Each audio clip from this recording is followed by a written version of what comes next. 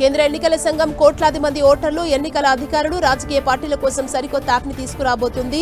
త్వరలోనే ఈసీఐఎన్ఈటీ single platform యాప్ని ప్రారంభించనుంది.